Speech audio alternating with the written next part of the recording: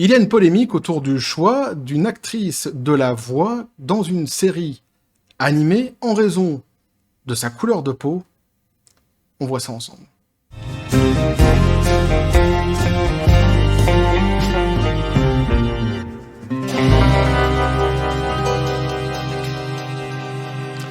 Et nous prenons donc notre pelle et notre pioche et nous creusons un petit peu plus profondément dans ce monde de l'absurdité, ce monde, cette Asie à ciel ouvert qui est notre monde, hein, comme l'aurait dit si bien Oxmo Puccino, pour ceux qui ont la référence.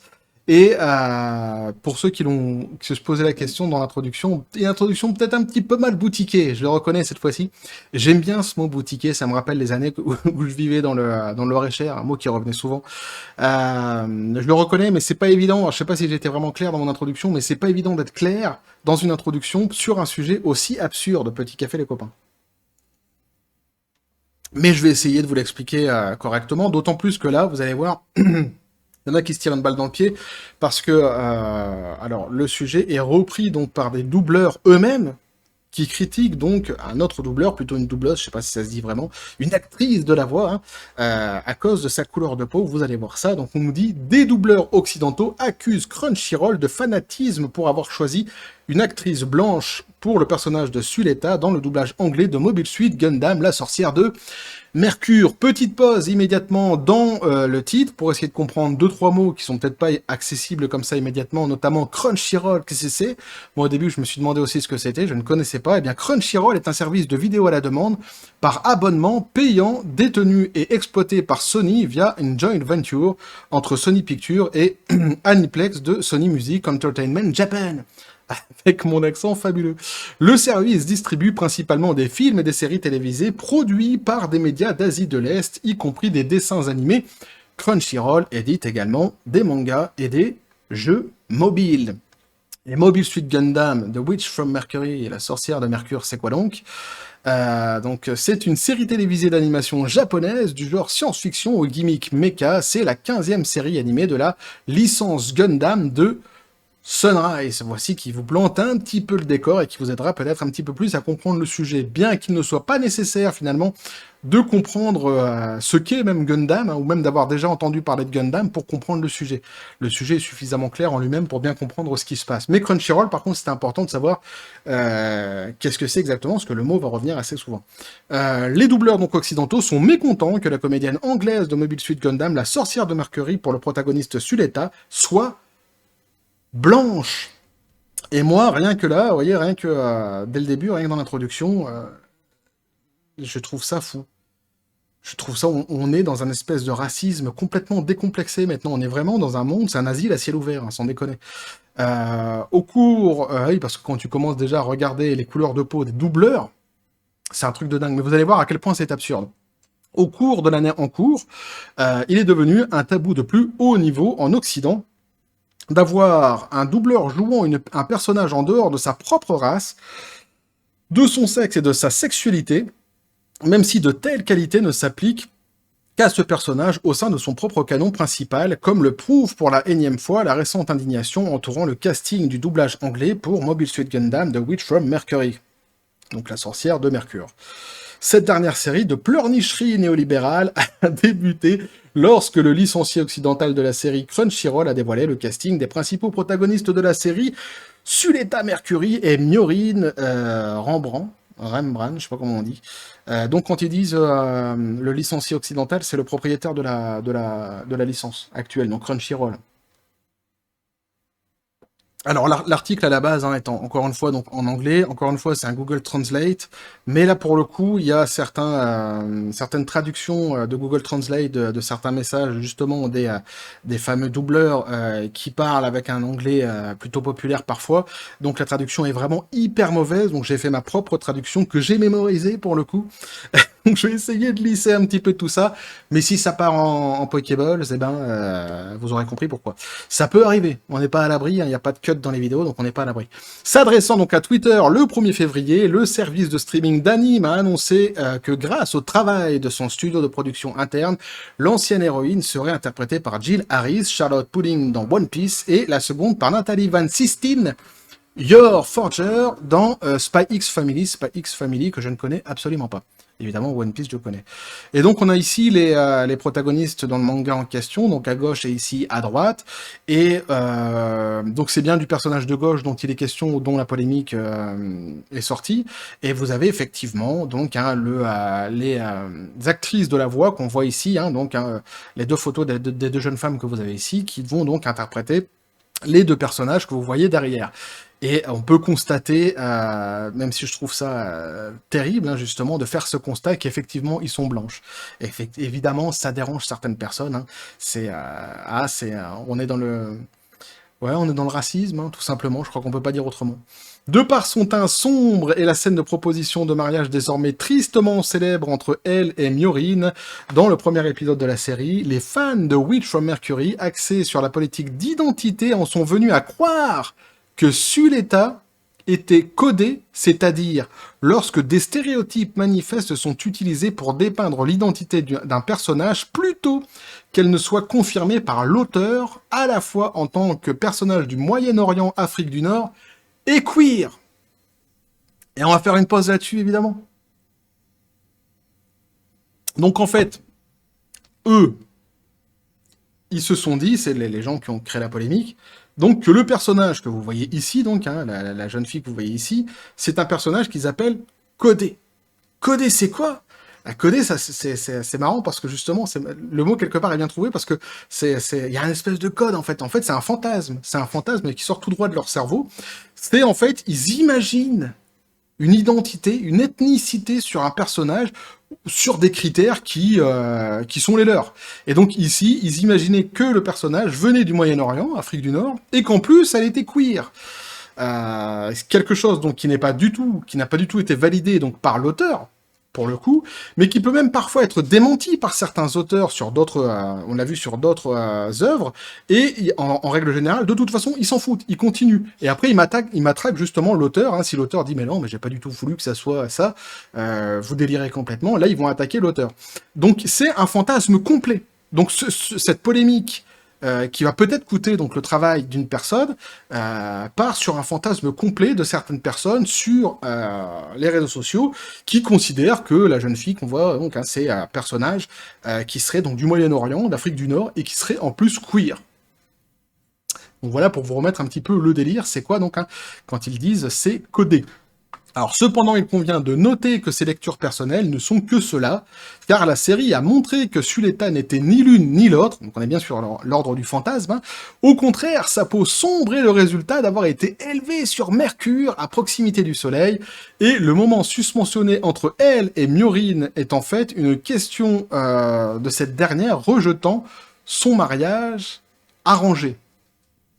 Donc c'est un personnage, c'est important de le dire, pour comprendre la suite, qui vient de Mercure, qui est pas du tout sur notre planète. Mais si vous voulez, c'est un peu la question qui se pose, c'est un petit peu comme si vous aviez dans Dragon Ball, en fait, les gens qui se seraient posé la question sur Piccolo, Satan Petit Cœur. Il porte un turban, donc ils se seraient imaginé qu'il est hindou.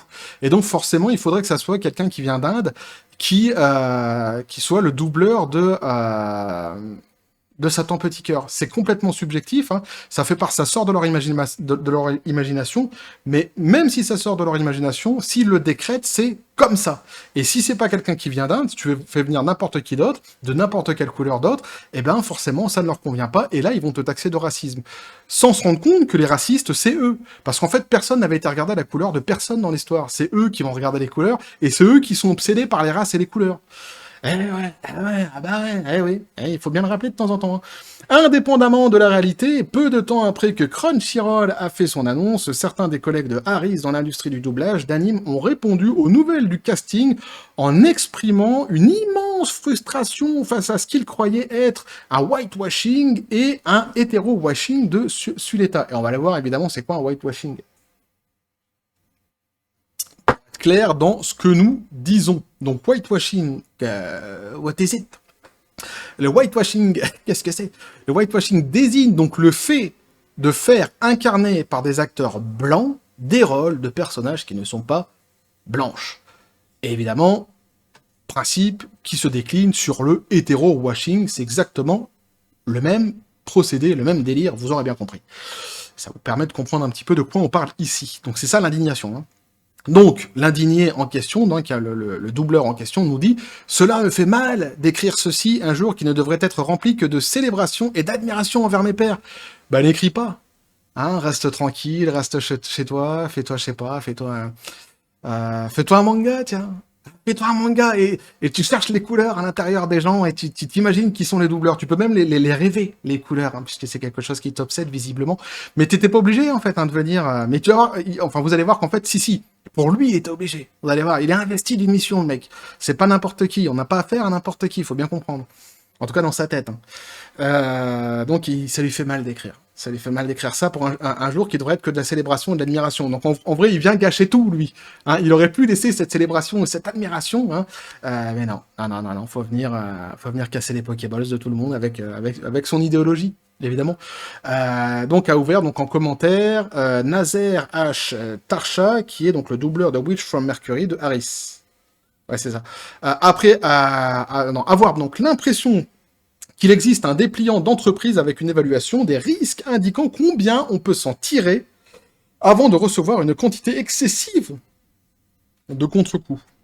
Il faudrait qu'ils nous disent c'est quoi l'échelle, hein, jusqu'où on peut aller avant de se prendre les coups de bâton, visiblement, on peut pas aller bien loin. Alors, nous pouvons donc nous asseoir ici et discuter, alors ça c'est fabuleux comme phrase, nous pouvons nous asseoir ici et discuter du mérite du droit pour le rôle versus le casting automatique en raison de l'ethnicité. Entendez bien la phrase, hein. Le casting automatique en raison de l'ethnicité. C'est-à-dire qu'on pourrait discuter, mais en fait tu peux pas discuter. En gros, c'est automatique, donc tu peux pas discuter. Et de toute façon, je vais revenir un petit peu là-dessus, parce que vous allez voir à quel point c'est absurde. Mais donc, ne prétendons pas non plus que la qualité fournie par les acteurs minoritaires est inférieure à la qualité de leur père, a poursuivi la voix du demi-frère à Gwel Loda Neil. L'inclusion nous donne la capacité de raconter les histoires de nos origines.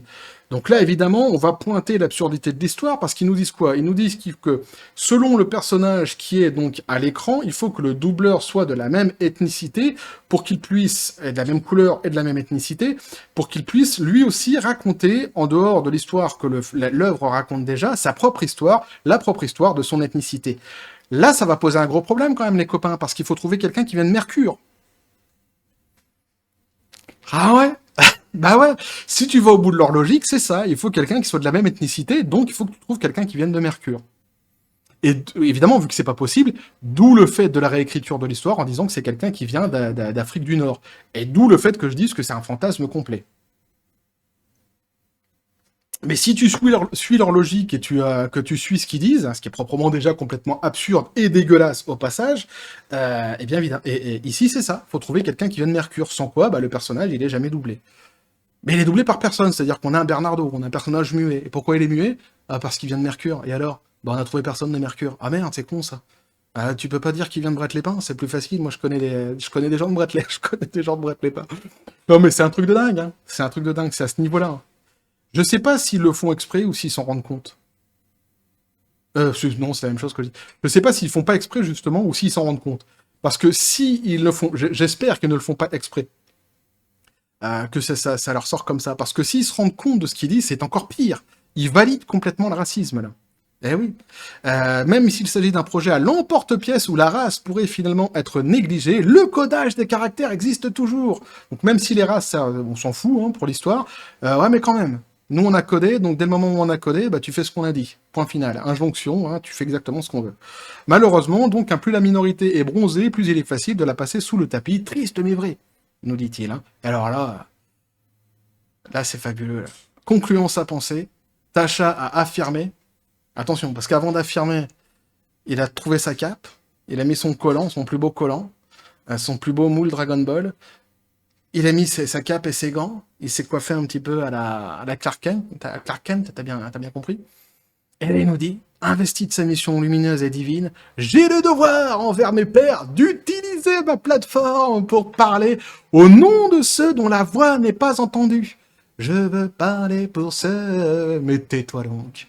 Mais tais-toi donc, t'as aucun devoir, je te connaissais même pas avant, monsieur Tarsha. Puis en plus, moi, les histoires comme ça me donne pas envie de te connaître davantage, monsieur Tarsha. Mais vous vous rendez compte un peu, le mec, donc, il est persuadé d'avoir une mission divine. J'ai le devoir d'utiliser ma plateforme. Moi, je pense que surtout, à la base, tu aurais le devoir sans doute de te taire. Parce que ce que tu fais là, c'est du racisme, petit gars. C'est exactement ça. On est exactement dans le racisme. Et donc, là, qu'est-ce qu'il dit derrière? Donc, hein, il nous dit qu'il espère qu'il y aura des... la traduction, encore une fois, était mauvaise, mais il nous dit qu'il espère que les opportunités seront tous les mêmes pour tout le monde. Hein. Arnold et Willy, etc. Évidemment, faut de tout pour faire un monde. Sauf que faut de tout pour faire un monde, mais faut pas tout le monde. Il faut que ça soit exactement comme lui, il a décidé que ça soit, ou alors comme eux, ils ont décidé que ça soit, et pas autrement. Donc de la même, la voix anglophone de Mirko dans My Hero Academia, Anaïs Quiñones, a trouvé très décevant que malgré toutes les ressources publiquement disponibles pour trouver des talents diversifiés, les acteurs de la voix des minorités ne puissent toujours pas avoir la possibilité d'être représentés donc par leur propre minorité dans un rôle important dans un dessin animé, dans un anime, quoi. Donc pareil en fait, hein. On est toujours sur le même principe, quoi. C'est-à-dire que là c'est compliqué. Alors en plus elle termine en disant surtout qu'il faudrait que ça soit un leader queer du Moyen-Orient, a-t-elle souligné. Ils ont vraiment une obsession pour ça, on ne sait pas pourquoi. Et encore une fois, c'est ce que je disais tout à l'heure. Là, pour le coup, c'est cette histoire d'avoir une minorité qui serait représentative par une autre par la même minorité. On est sur le même truc de l'ethnicité qui doit représenter la même ethnicité. Là, en plus, typiquement pour cet anime-là, c'est tout simplement pas possible. Donc, elle nous dit assez boiteux que la forte préférence de CR, donc Crunchyroll, pour les talents locaux affecte la représentation authentique d'un rôle majeur, a déclaré Quiñones de manière passive et agressive. Elle est passive, mais faut pas trop la chercher, elle est aussi agressive. Le casting d'un large panel pour le plus grand public d'anime et de l'année, sans un leader queer du Moyen-Orient dans la grande franchise, en dit long. Ah, ça en dit long. Ah, ça veut tout dire. Ça veut dire que c'est une franchise de racistes. Ah là. Ils se rendent pas compte, en fait, qu'en disant ça, c'est eux, en fait, qui nourrissent le racisme. Et donc, on termine en disant « Au moment de l'écriture, Hill est toujours prêt à exprimer Suletta lors du doublage anglais de Mobile Suit Gundam, The Witch from Mercury, sera diffusé sur Crunchyroll le 5 février. Et évidemment, il est bon quand même de le rappeler que pour l'instant, elle garde son rôle. Mais pourquoi, en fait, l'article le rappelle? Parce qu'en fait, elle risque son job, hein, tout simplement, du coup, avec leur histoire. Alors, il y a plein de trucs à dire hein, dans ce sujet fabuleux. Évidemment, je vais sans doute oublier certaines choses que je voulais dire. Déjà, on peut dire que concernant les doubleurs, bah, ils se tirent une balle dans le pied, ça c'est évident. Alors, je ne sais pas s'ils font ça pour se faire mousser, pour essayer de surfer sur une espèce je sais pas, de mode à la con comme ça, où ils se disent, on va essayer de gagner des bons points dans l'industrie en disant ce genre de choses-là. Je sais pas si c'est ça. Si c'est que ça, quelque part, bah, on a face à nous des imbéciles. Si c'est autre chose et s'ils sont vraiment persuadés de ce qu'ils disent, on a face à nous des racistes, hein. Tout simplement, puisque compter, je rappelle, en fait, compter les couleurs dans une pièce, sur un plateau de tournage, etc., c'est du racisme, et c'est exactement, en fait, ce que faisaient les gros racistes dans le passé, donc c'est exactement la même chose. Donc si tu valides cette idéologie-là, eh bien, tu valides cette idée, évidemment. Alors, en plus, c'est ce que je dis, on est de plus en plus sur un espèce de racisme décomplexé, parce que eux sont persuadés d'être investis par une mission en le faisant, et là aussi, ça fait vraiment écho au racisme du passé, qui c'était exactement les mêmes propos. Je répète qu'on n'éteint pas du feu avec du feu, on n'éteint pas le racisme, on ne lutte pas contre le racisme en produisant soi-même du racisme. Et là, c'est purement, typiquement ça. Au-delà du fait que ça soit en plus complètement absurde, on l'a vu, puisque lorsqu'ils disent qu'il faut que ça soit des ethnicités qui représentent les mêmes ethnicités dans une série, ça va devenir compliqué, comme on le voit ici, avec un personnage qui vient en plus de Mercure. Après, ils ajoutent à ça que ça serait un personnage qui viendrait du Moyen-Orient et qui serait queer, mais tout ça, ça sort de leur cerveau, c'est leur interprétation à eux, c'est leur fantasme, et leur rêve n'a pas à devenir une injonction pour le créateur. Je répète encore une fois ce que j'ai déjà dit dans d'autres vidéos, il me semble important toujours de laisser la création à son créateur. C'est lui qui décide comment les choses vont avec ce qu'il a créé, les gens qui l'embauchent, etc., etc. C'est bête de rappeler ça, mais c'est dingue, mais dans l'époque dans laquelle nous vivons, il est bien de le rappeler. Ensuite, il n'est pas obligé que on raconte une histoire dans une autre histoire. C'est-à-dire que si tu crées, celui qui écrit quelque chose et qui crée quelque chose et qui un jour se voit adapté dans un film, il a peut-être pas envie que ce qu'il a écrit, ce qu'il a créé, il y ait d'autres personnes qui viennent à côté en disant ouais mais on va prendre telle personne-là parce que lui va raconter son histoire à côté de ton histoire. Non, on n'a pas forcément envie de ça. Et d'ailleurs, c'est pas obligatoire. D'abord, on n'en a pas envie, et en plus, c'est pas obligatoire. On est là pour regarder un dessin animé, pour une série animée, et toutes les histoires et les fantasmes de race, d'ethnicité et de couleur, ça n'appartient qu'à ceux qui valident le racisme. Point final. Faut pas que ça vienne justement dans l'art, tout simplement, et dans les œuvres. Sans quoi, ça deviendrait évidemment dangereux. C'est ce qui est en train de se passer de plus en plus, je le déplore, et c'est vers ce quoi nous glissons. Donc, ça, c'est une autre des choses que je pourrais dire. Ceux qui viennent après, qui valident, ça m'est encore arrivé dernièrement dans les commentaires sous une vidéo, ça arrive de temps en temps, des gens qui viennent comme ça et qui valident ce racisme-là, en plus, en venant insulter, parce que c'est exactement ça, j'ai encore une fois dû effacer un message, où dans les 5 premières lignes, ils insultaient tous ceux qui étaient sur la chaîne, la personne insultait tous ceux qui étaient sur la chaîne, de racistes, d'homophobes, de fascistes, d'antisémites, ce qui est assez rigolo quand on connaît l'histoire de ma famille. Donc voilà, ouais, et de plein d'autres choses. D'ailleurs, j'ai même arrêté de lire, j'ai pas lu l'article, je l'ai dégagé immédiatement. Ces gens qui valident cette idéologie, il faut bien comprendre que c'est une idéologie qui est raciste, entre autres, qui n'est pas que ça, parce qu'on voit aussi les désirs qu'elle a, les obsessions qu'elle a de vouloir parler avec les enfants de sexualité, je l'ai déjà dit, mais entre autres qui est raciste, donc vous validez ça. Donc vous faites ce que vous voulez, vous vous placez, après c'est facile de venir d'insulter les gens en disant ceci et cela, on le voit et on peut le prouver tous les jours. Cet article-là le montre et le démontre encore. Cette idéologie, c'est une idéologie de raciste. Si tu viens et que tu défends ça, tu sais où tu te places. C'est pas moi qui viens et qui te dit toi t'es ceci ou t'es cela, tu sais où tu te places. T'es assez grand pour savoir ce que tu fais. Mais on est exactement dans ce principe et dans cette idéologie raciste. Voilà ce que je pense moi là-dessus. C'est un sujet évidemment sur lequel il y a encore beaucoup d'autres choses à dire. N'hésitez pas justement à venir dans les commentaires et à me dire ce que vous en pensez, à vous abonner si le contenu vous a plu, activez la petite cloche pour les prochaines notifications, les prochaines vidéos qui vont arriver. Vous avez mon Twitter et mon Facebook qui sont dans la description des vidéos. N'hésitez pas à venir et à basculer du côté de la force absurde des réseaux sociaux. Sur ce, les copains, je vous dis à la John Spartan, paix et félicité. Je pense que j'ai réussi à traduire correctement l'article, qui n'était pas évident. Il n'était pas franchement évident. J'ai passé quelques minutes et quelques heures même à essayer de bien traduire et à mémoriser ce que j'avais réussi à traduire pour bien expliquer, pour bien lisser le message, même si, de toute façon, il n'est pas très difficile de comprendre le fond du message, qui est complètement, on est comme le disait Oxmo Puccino, dans un asile à ciel ouvert. Bref. Et que la force soit avec vous.